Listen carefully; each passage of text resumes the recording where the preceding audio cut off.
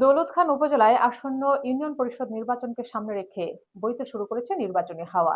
৬ নং চর খলিফা ইউনিয়নের হেলিপ্যাড মাঠে অনুষ্ঠিত কৃষক সমাবেশে ব্যাপক উৎসাহ উদ্দীপনার মধ্যে প্রধান অতিথি হিসেবে উপস্থিত ছিলেন ভোলা ২ আসনের সংসদ সদস্য আলহাজ হাফিজ ইব্রাহিম।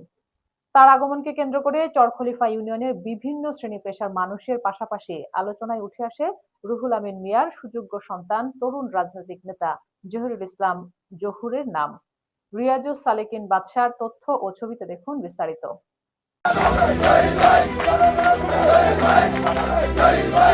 বিএনপির চেয়ারপারসন বেগম খালেদা জিয়ার আদর্শে অনুপ্রাণিত হয়ে উপজেলা ছাত্রদলের সদস্য হিসেবে রাজনৈতিক পথচলা শুরু।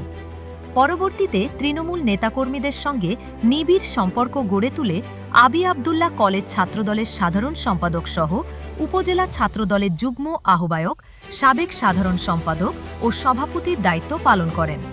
বর্তমানে তিনি উপজেলা যুবদলের যুগ্ম আহ্বায়কের দায়িত্বে রয়েছেন। দীর্ঘ রাজনৈতিক জীবনে বিভিন্ন আন্দোলন সংগ্রামে সক্রিয় থাকার পাশাপাশি ৩০টির বেশি মামলা, অগণিত হামলা ও কারাবরণের মুখোমুখি হয়েছেন। ৬ নম্বর চরখলিফা ইউনিয়নের চেয়ারম্যান পদে প্রতিদ্বন্দ্বিতা করার ঘোষণা দিয়েছেন জহিরুল ইসলাম জহুর। ইউনিয়নের চায়ের আড্ডা থেকে শুরু করে সামাজিক যোগাযোগ মাধ্যম বিভিন্ন পর্যায়ে আলোচনায় উঠে আসছে তার নাম। জহিরুল ইসলাম জহুর বলেন, চেয়ারম্যান হওয়া আমার মূল লক্ষ্য নয়, মানুষের আস্থা অর্জন করাই আমার স্বপ্ন। আমি এমন একটি ইউনিয়ন গড়ে তুলতে চাই যেখানে সাধারণ মানুষ সেবা নিতে এসে কোনো ধরনের ভোগান্তির শিকার হবেন না।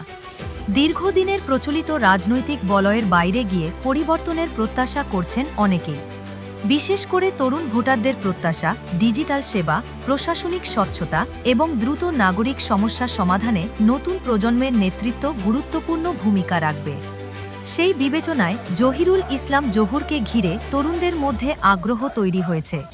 কৃষক সমাবেশে জহুরের সমর্থকদের উপস্থিতিও ছিল উল্লেখযোগ্য। তৃণমূলের সঙ্গে দীর্ঘদিনের সম্পৃক্ততা ও রাজনৈতিক মাঠের সক্রিয়তার কারণে আসন্ন নির্বাচনে তিনি গুরুত্বপূর্ণ প্রার্থী হিসেবে আবির্ভূত হতে পারেন। সব মিলিয়ে চরখলিফা ইউনিয়নের আসন্ন নির্বাচনে দলীয় হিসাব নিকাশের পাশাপাশি তরুণ এই নেতার প্রার্থিতাও ভোটের মাঠে নতুন সমীকরণ তৈরি করতে পারে বলে মনে করছেন সংশ্লিষ্টরা।